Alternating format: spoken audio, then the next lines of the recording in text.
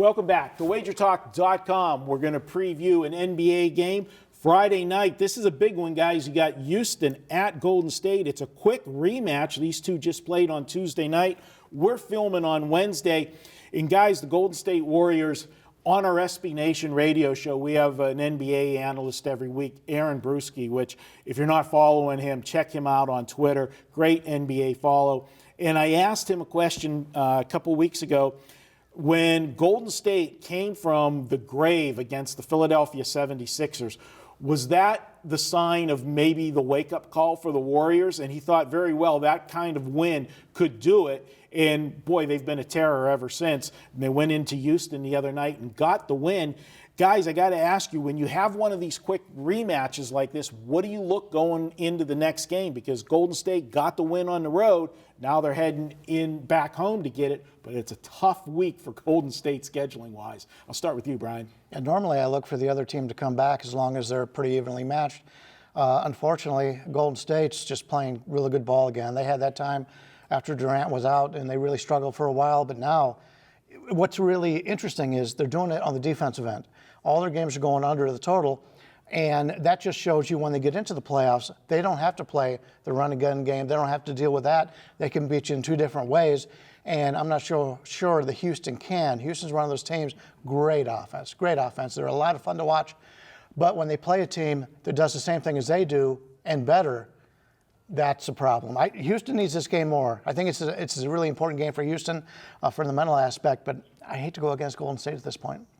Preston, the question I'll ask you, and we got to preface with any NBA game the rest of the season, when we're talking about games, 2 days out, you've got to check lineups. You can't make a wager till you get word closer on there, because we have seen it, and the league's not happy about it, but we've seen too many of these teams rest players in spots where you just would not expect it to happen.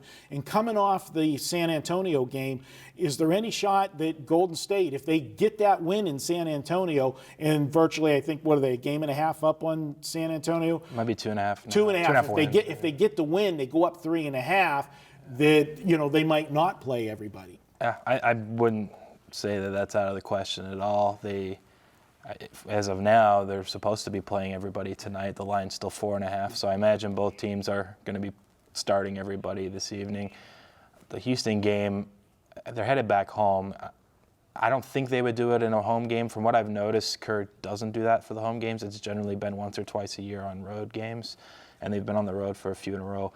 My guess is probably not, but obviously you have to be watching out for that, like you prefaced everything with. Actually, I don't disagree with that NBA analyst you're talking about. I had actually tweeted the same thing after I watched that Sixers game, because I lost a live bet. Going into the fourth quarter, the Sixers were up 11, and it was pick, which was a horrible line in my opinion. Like, you're getting plus 12 essentially in one quarter of basketball. I don't care if it's the Sixers, whoever it is. And sure enough, Draymond Green went nuts. He's the emotional life of that team, and you saw that attitude and just everything about the team flip as he was blocking shots, diving for balls, made some threes, drove to the basket. And since then, now I think it's 8 or 9 in a row.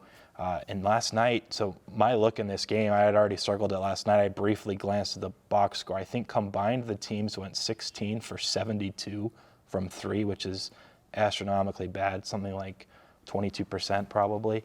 Very below average, but they shot 72 threes, and they missed 56. I think going into this next game, I think the total still got to 225. It closed 234.5 or so. And anyways, I'm looking at betting the over, because when these two teams, generally when you play the Rockets or the Warriors, they're so good they get you to play their game, which is very fast-paced and a lot of threes. When they play each other, it seems like it just compounds, and these teams are just going up and down the court, and they couldn't even hit outside shots, and it still got that high. I'm hoping there's a little reaction into that final score from the closing number from last night. Get a total, maybe a bucket or so less than that 234, and play over on Friday night. Well, my take here is I agree with you 100%, and I'm looking at it as a different aspect. They got to 2-9. I think the final score was 113 to 106 or something, so they got to 219. 219. I'm hoping for an adjustment based on that.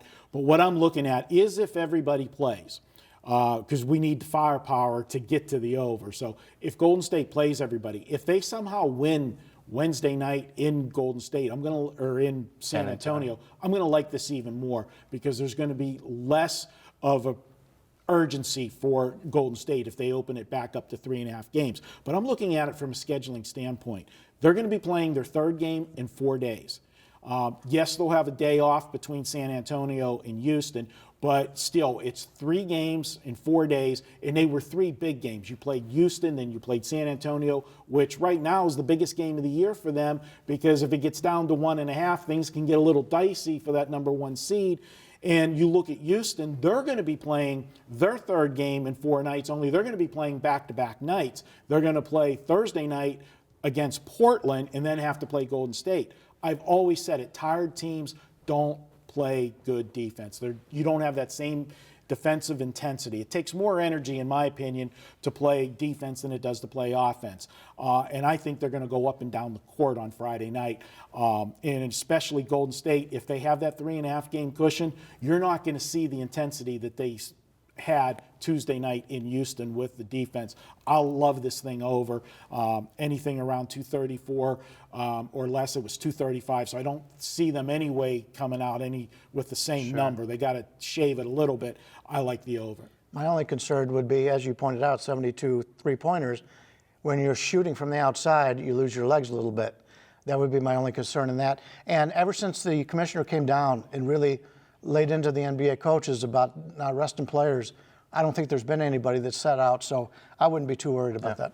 All right, good stuff there. Check it out for Friday night, Houston and Golden State. And guys, don't forget, each and every week, $2 Tuesday. Hey, this week, if you took advantage of it, you had a winner from Mr. Bryan Leonard. He was the $2 capper. He delivered a winner. And if you took advantage of that coupon for the crossover capper, that was a winner too.